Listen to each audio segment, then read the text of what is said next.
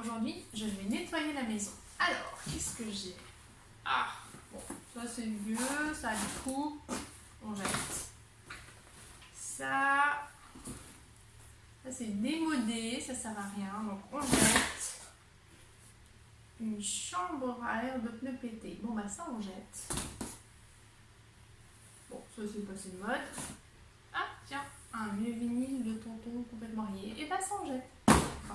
Et bah voilà, j'ai fait le ménage. Mais enfin, c'est... Mais enfin, il y a plein de belles choses là, tu les vois pas? Non. Alors, je sais pas quoi dire.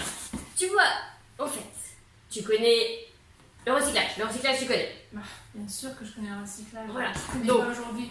Au pire du pire, il y a certaines filières de recyclage, par exemple, pour les habits. Ouais, c'est vrai. Quand ils sont... C'est vrai. L'autre chose, c'est aussi le réemploi. En fait, ça veut juste dire que c'est encore en bon état et ça peut servir à quelqu'un d'autre qui aimera ce style. Ah ouais, c'est vrai, il y a des applications pour Voilà. ça maintenant. Et il y a même des applis. Ouais, Donc c'est ça, vrai. c'est possible. Et il y a aussi une petite astuce qui s'appelle le surcyclage. Tu connais? Le quoi? Bon, personne connaît en fait. Enfin, personne connaît le mot. Ça s'appelle aussi l'upcycling. Le upcycling? Oui. Qu'est-ce que c'est que ça? En anglais, c'est plus à la mode. En fait, c'est prendre des objets du quotidien prêts à aller à la poubelle, sans espoir, et les transformer en quelque chose d'autre qui n'a rien à voir, un autre objet du quotidien qui devient un peu design. Genre la chambre à air pétée? La chambre à air, le vinyle et même les textiles. Tu viens? Je te montre. Ouais, ça vous dit? Moi j'y vais.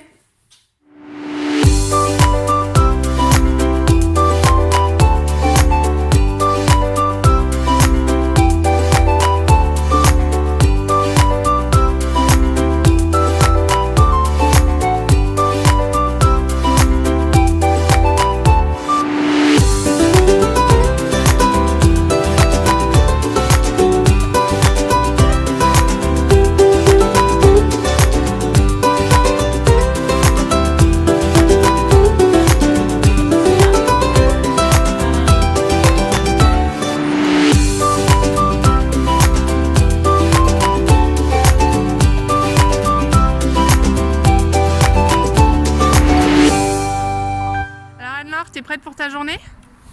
Oui, ça y est. Sur les starting blocks. Cool.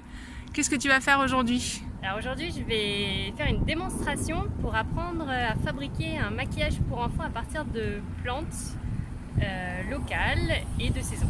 Génial. Parle-nous un petit peu du côté créatif du recyclage. Comment t'es venue cette idée de donner de la beauté, une seconde vie aux objets qu'on avait tendance à vouloir jeter? Alors je pense que j'ai vu des gens autour de moi faire ça et j'ai trouvé ça très inspirant.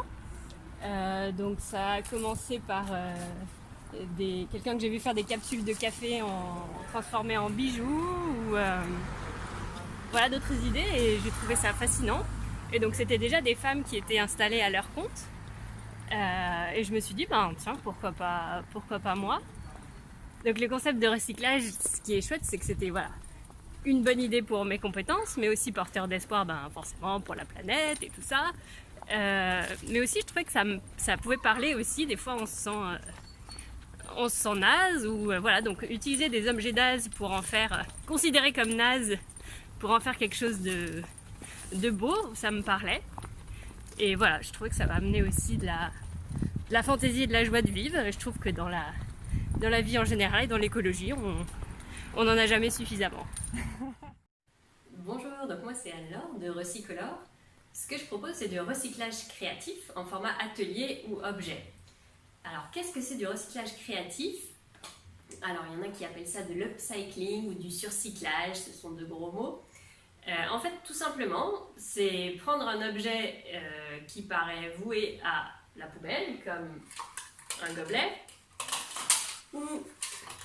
et le transformer en un objet design du quotidien. Donc, ce qui m'a plongée dedans, c'était plus de voir de belles choses faites avec des matériaux récupérés. et aussi le plaisir de pouvoir utiliser plein de techniques différentes pour le défi de transformer quelque chose de presque jeté en quelque chose qu'on a de nouveau envie de voir et qui fait sourire. Alors vas-y, montre-moi un petit peu ce que tu fais. Alors je vais montrer objet par objet, alors ça sera plus facile. Donc là, il y a un disque vinyle transformé en vide-poche. Waouh!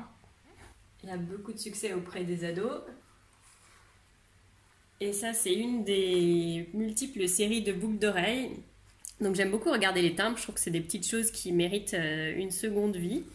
Donc là, il y a des séries japonaises avec des oiseaux qui sont trop bien. Il y a un martin pêcheur, je kiffe trop les martins pêcheurs. Donc j'aime bien en mettre deux différentes, soit un oiseau de chaque côté, mais que ça reste dans la même série de timbres.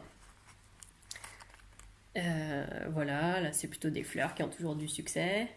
Et ça, c'est une petite série que je kiffe trop. Donc autour de la bienveillance, du thé et des bons moments doux partagés. Et encore une série d'oiseaux, c'est hyper cette fois belge. Ah ouais, c'est hyper créatif, des boucles d'oreilles en timbre, c'est sympa. Et là, donc, il y a la partie maroquinerie. En fait, il y a beaucoup de bâches et éventuellement de tissus qui sont utilisés que quelques jours alors que c'est extrêmement solide. Donc du coup, j'ai choisi de prendre des modèles de maroquinerie comme des petites porte-monnaies en bâche. Ah ouais, d'accord. Voilà, donc ça a la forme d'un samosa. Hop, on rentre, on ferme. Et on peut même le broder pour celles qui sont avec des trous. Ah, super beau, c'est joli.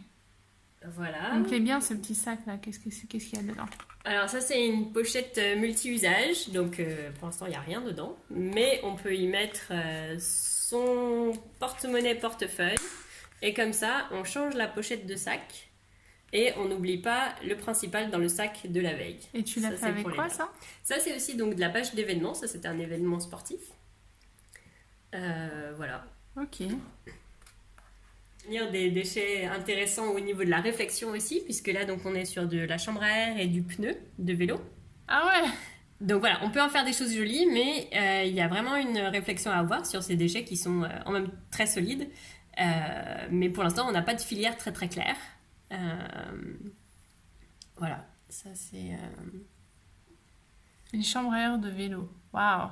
Voilà, et j'aime beaucoup parce qu'en fait on peut en faire des élastiques, enfin, c'est un très bon outil pour d'autres ateliers que j'aime bien. Alors ce que j'aime dans l'upcycling, c'est aussi le côté clin d'œil aux choses en désuétude ou en désamour, des fois cassées mais pas tout le temps. Et j'aime le côté que ça donne un espoir un peu rigolo dans leur avenir. C'est pas forcément la solution à tout le problème de la gestion des objets en fin de vie, mais je trouve que ça donne quelque chose de rigolo, et en fait en étendant un peu cet état d'esprit, je trouve que ça donne un petit clin d'œil d'espoir pour l'environnement de l'homme, et ça peut même permettre de faire réfléchir des fois nous on se sent peut-être un peu cassé en désamour, mais tout n'est peut-être pas perdu, il y a peut-être des clins d'œil à chercher à différents endroits, et peut-être qu'il y a des gens qui nous voient avec cette beauté en devenir ou potentiel. Donc ça, c'est un objet qui me raconte une histoire de beauté partagée. Donc je l'ai... Ça me parle, c'est des chroniques ça, non? Oui, c'est un processeur. Alors j'ai découvert l'existence des processeurs lors de ma petite aventure. J'étais en train de chercher des disquettes pour un autre objet. Ouais. Et en fait, la personne j'ai trouvé une personne d'une association du coin qui transmettait des ordinateurs inutilisés, les réparer et les envoyer en Afrique. Ils avaient un stock de disquettes, donc on a pris contact pour que j'aille chercher son stock de disquettes. Et à côté, elle me montre un sac de processeurs en me disant je trouve que c'est joli, je pense que tu pourras peut-être en faire quelque chose. Qu'en penses-tu? Donc moi j'aime beaucoup ces petits moments où je vois que d'autres ont aussi ce petit regard sur les choses, comme pas juste un objet utile, mais qu'il est beau en fait. Donc je le savais pas, mais en fait un processeur caché au fond d'un ordinateur est beau. Donc voilà, du coup l'idée ça a été de le transformer en un collier. Alors ça c'est la petite note peut-être un peu too much chez moi, donc j'aime beaucoup lire et dans les livres à l'ancienne, les demoiselles accrochent leur collier avec un ruban. En général, le collier tombe et le jeune homme le ramasse, bref. Oh, Et c'est romantique. je suis un petit peu romantique. Donc voilà, je me suis dit, ça sera un processeur avec ruban, avec un petit peu de romantisme et un petit peu de romance nouveauté. 4.0. 4.0, tout à fait. Alors, nous voici dans la caverne d'Ali Baba Nanor. Alors, tu nous montres un petit peu ce que tu as comme déchets, les idées que tu as? Alors attention, là c'est l'envers du décor. Donc j'avoue que je suis un petit peu stressée à l'idée de vous la montrer, mais ça fait aussi partie de l'upcycling. On n'est pas juste dans les beaux objets design, il y a aussi des déchets qui arrivent, qu'il faut parfois laver, en tout cas trier. Donc même si ça paraît un peu le bazar, il y a quand même des catégories qui m'aident vraiment beaucoup. Donc il peut y avoir des choses qui se recyclent et que je prends voilà, pour en faire réfléchir les gens sur les objets finaux. Donc comme ici c'est plus des gobelets ou des boîtes d'œufs ou des rouleaux en carton où là il y a des filières, donc ce qui est magnifique, qui est des filières de recyclage. Voilà, des objets qui où il n'y a pas de filière, donc par exemple les gourdes en plastique, les chambraires avec cette magnifique fontaine de chambraire. Donc voilà, ça c'est des objets qui se recyclent pas, qui n'ont pas de filière en tout cas. Donc voilà, faire des objets c'est aussi une manière de faire réfléchir à voilà, qu'est-ce qu'on fait une fois que c'est dans la poubelle, c'est fini pour nous, mais c'est pas fini pour l'objet. Et notamment il y a aussi les déchets informatiques, donc qui sont plein de belles couleurs et qui nous permettent de faire plein de bonnes choses, mais qu'en faire après, voilà, ça c'est aussi une vraie question. Alors, tout ça, tu le trouves en ville, c'est ça? Ça fait partie de nos déchets abondants des villes. Comment tu t'approvisionnes en déchets? Alors, j'avoue que les villes, il y a quand même pas mal de choix. Hein. Alors, il y a pas mal de choix, mais en fait, avoir le bon déchet au bon moment, dans la bonne quantité, c'est un vrai challenge parfois. Donc, je remercie chaudement toutes mes voisines et les collecteurs et collecteuses de ma liste de collecteurs qui soit donc à ma demande me stockent des choses, soit me les trouvent dans les choses dont ils veulent se débarrasser. Et notamment, je voudrais avoir une petite attention sur les tissus. Donc c'est vrai qu'avec les tissus, en fait, souvent les gens vont notamment dans les ressourceries, ce qui est bien, pour donner tous leurs habits ou tout ça en disant qu'ils sont... Enfin voilà, que quelqu'un peut les réutiliser. Et en fait, la difficulté, c'est qu'en fait, on a une abondance telle de vêtements que les ressourceries, en général, n'ont pas le temps de les réparer ou de les détacher.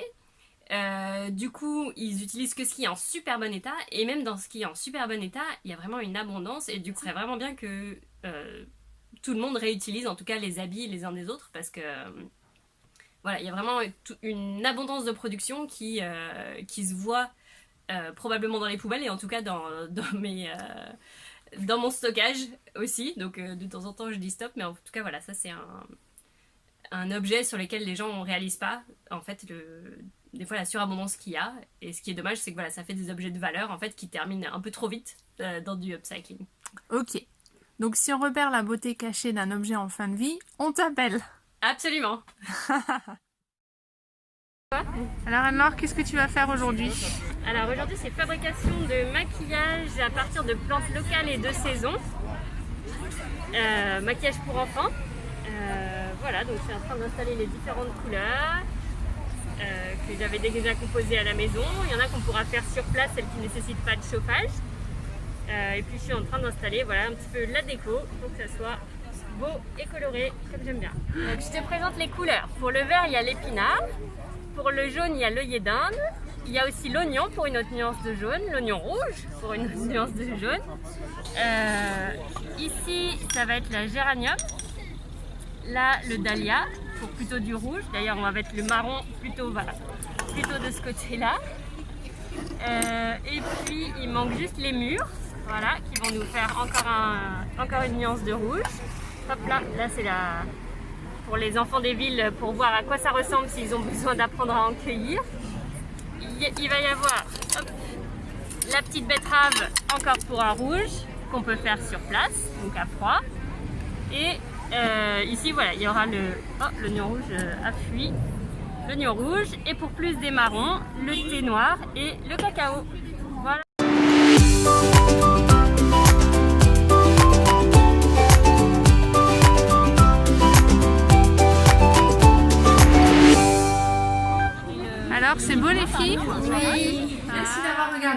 vidéo jusqu'au bout. J'espère qu'elle t'a intéressé et qu'elle t'a donné goût et envie de regarder un objet en fin de vie d'une manière différente et peut-être de te lancer dans le upcycling.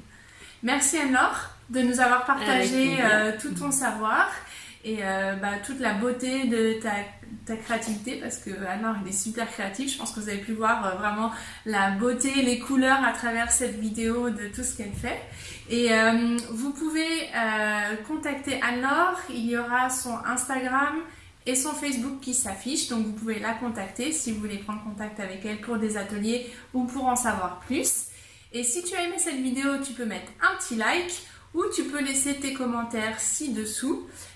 Et Anne-Laure et moi se ferons un plaisir de te répondre. Voilà, merci beaucoup. Au revoir.